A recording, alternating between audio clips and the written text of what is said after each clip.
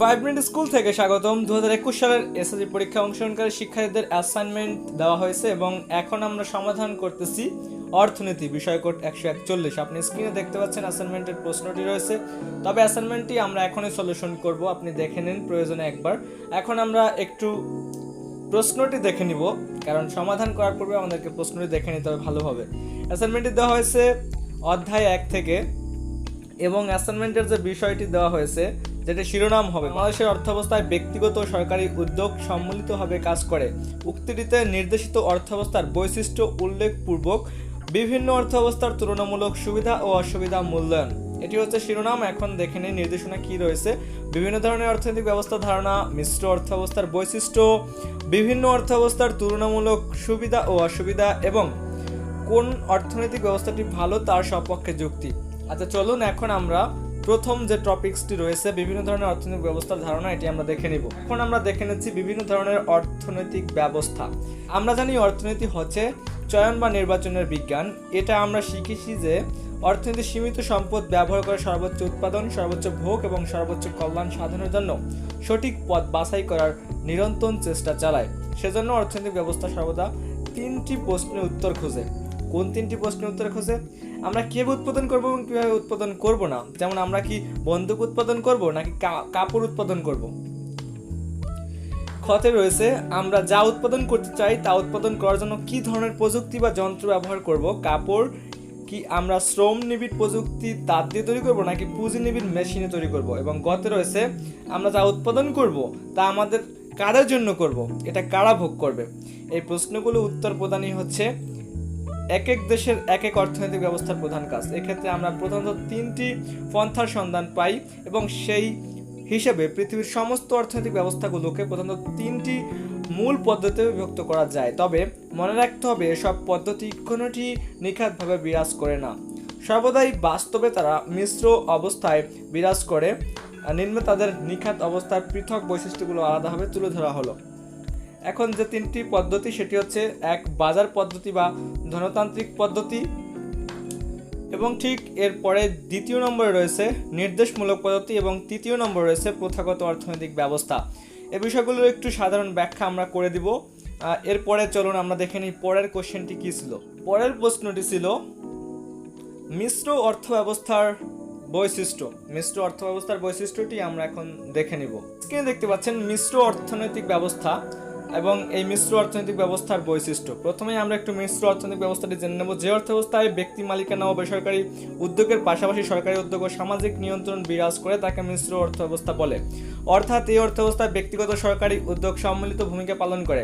পৃথিবীর অধিকাংশ দেশে মিশ্র অর্থব্যবস্থা বিদ্যমান, যথা যুক্তরাষ্ট্র, জার্মানি, বাংলাদেশ, ভারত ইত্যাদি। মিশ্র অর্থনীতির বৈশিষ্ট্যগুলো দেখব। বিশ্বের বিভিন্ন দেশে মিশ্র অর্থনৈতিক ব্যবস্থা আলাদা আলাদা হয়ে থাকে। সাধারণত মিশ্র অর্থনীতি নিম্নলিখিত বৈশিষ্ট্য পরিলক্ষিত করা যায়।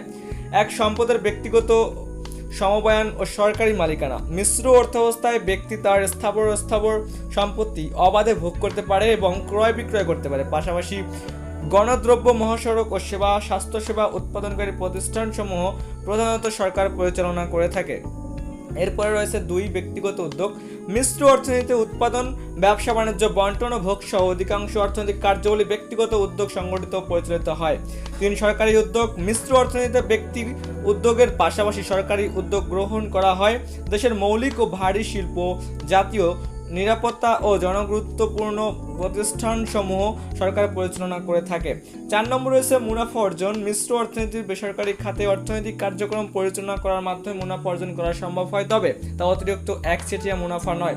এবং 5 নম্বরে রয়েছে ভোক্তার স্বাধীনতা। এই ব্যবস্থায় ভোক্তার সাধারণ দ্রব্য ক্রয় বিক্রয় ও ভোগের ক্ষেত্রে অবাধ স্বাধীনতা প্রয়োগ করে, তবে সরকার প্রয়োজন মনে করলে দ্রব্যের দামের উপরে বিস্তার করতে পারে এবং প্রয়োজন অনুসারে কোনো দ্রব্যের উৎপাদন কিংবা ভোগ নিয়ন্ত্রণ করতে পারে, যেমন ধূমপান, মাদকদ্রব্য উৎপাদন ও ভোগ নিয়ন্ত্রণ ইত্যাদি। বিশ্বে কোথাও বিশুদ্ধ ধনতন্ত্র বা বিশুদ্ধ সমাজতন্ত্র না থাকায় অনেক মিশ্র অর্থব্যবস্থাকে একটি উন্নত অর্থব্যবস্থা বলে মনে করে। একটি ইনফরমেশন দিয়ে দিচ্ছি, মাধ্যমিক ভূগোল এর 2টি পার্ট এবং পরিণতি ও নাগরিকতার একটি পার্ট আমরা ইতিমধ্যে চ্যানেল থেকে আপলোড করে দিয়েছি, চাইলে ডেসক্রিপশনে থাকা লিঙ্ক থেকে দেখে নিতে পারেন।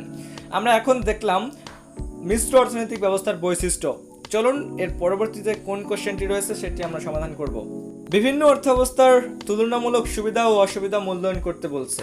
এখন বিভিন্ন অর্থাবস্থাগুলো আমরা দেখব, বেশ কয়েকটি অর্থাবস্থাগুলো আমরা দেখব, সেটি অবশ্যই আপনি একটু পড়ে নেবেন কষ্ট করে, কিংবা আপনার বই থেকে একটু মিলিয়ে নেবেন, কারণ আমরা বইয়ের রেফারেন্স নিয়ে অ্যাসাইনমেন্টটি করছি। এরপরে আপনার যে অর্থ অবস্থাটি আপনার কাছে মনে হবে এবং লাস্টের কোশ্চেন রয়েছে কোন অর্থনৈতিক ব্যবস্থাটি ভালো তার সপক্ষে যুক্তি। চলুন আমরা একটু বিভিন্ন অর্থ ব্যবস্থাগুলো দেখে নেই প্রথমেই। আচ্ছা, বিভিন্ন অর্থ ব্যবস্থার প্রথম দিকে আসবে ধনতান্ত্রিক অর্থ ব্যবস্থা। এই ব্যবস্থায় উৎপাদনগুলো ব্যক্তি মালিকানাধীন এবং প্রধান বেসরকারি উদ্যোগ সরকারি হস্তক্ষেপ ছাড়া স্বয়ংক্রিয় দাম ব্যবস্থার মাধ্যমে যাবতীয় অর্থনৈতিক কার্যক্রম পরিচালিত হয়। এ ধরনের ধর্মব্যবস্থাকে ধনতান্ত্রিক বা পুঁজিবাদী অর্থব্যবস্থা বলে। অষ্টাদশ শতাব্দীর শেষ ভাগে ফরাসি বিপ্লবের মধ্য দিয়ে সমগ্র ইউরোপে ধনতান্ত্রিক অর্থনীতির সূত্রপাত ঘটে।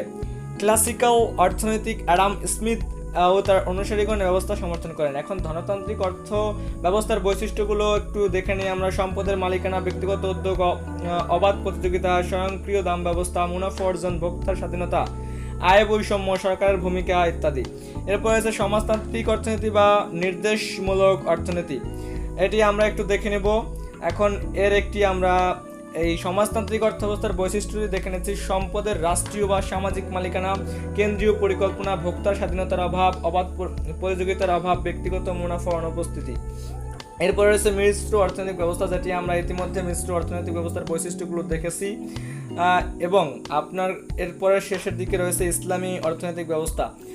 এগুলো হচ্ছে আসলে অর্থ ব্যবস্থা, অনেকগুলো অর্থ ব্যবস্থা, তবে এই অর্থ ব্যবস্থার মধ্যে সব থেকে সেরা অর্থনৈতিক ব্যবস্থা হচ্ছে এই মিশ্র অর্থনৈতিক ব্যবস্থা। এখন আমরা একটু দেখে নিব আসলে।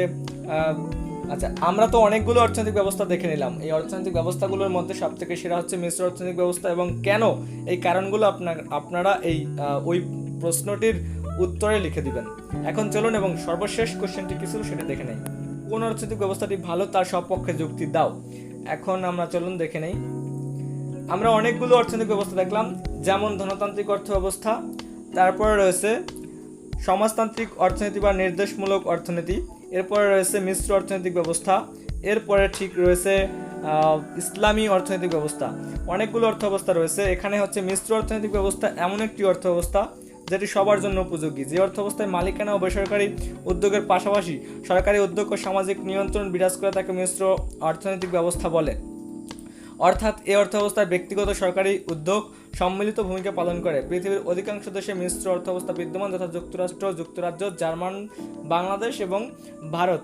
এই সমস্ত কান্ট্রিগুলোতে এই অর্থব্যবস্থাটি রয়েছে এবং এই মিশ্র অর্থনৈতিক ব্যবস্থাটি হচ্ছে অন্যতম সেরা, কারণ এই মিশ্র অর্থনৈতিক ব্যবস্থার যে বৈশিষ্ট্যগুলো, এগুলোই হচ্ছে এই সেরা হওয়ার পেছনের মূল কারণ। তাহলে আপনি এই বৈশিষ্ট্য যেগুলো রয়েছে এটি আপনি অবশ্যই যে কারণে সেরা এটা লিখে এরপরে আপনাকে এই বিষয়গুলো পেস্ট করতে হবে এবং এই বিষয়গুলোর যে সামনের ব্যাখ্যাগুলো রয়েছে ব্যাখ্যাগুলোকে আপনাকে দিতে হবে। তবে এই ছিল আজকের আমাদের ভিডিওর আলোচনার বিষয়। অবশ্যই দ্বিতীয় পার্টে চলে আসতেছে, অবশ্যই চ্যানেলের সাথে থাকুন, সাবস্ক্রাইব করে নোটিফিকেশন সিগন্যালটি অন করে দিন এবং দেখতে থাকুন 5 মিনিট স্কুল। দেখা হচ্ছে নতুন ভিডিওতে। সে পর্যন্ত ভালো থাকুন, সুস্থ থাকুন আর দেখতে থাকুন 5 মিনিট স্কুল। Thank you.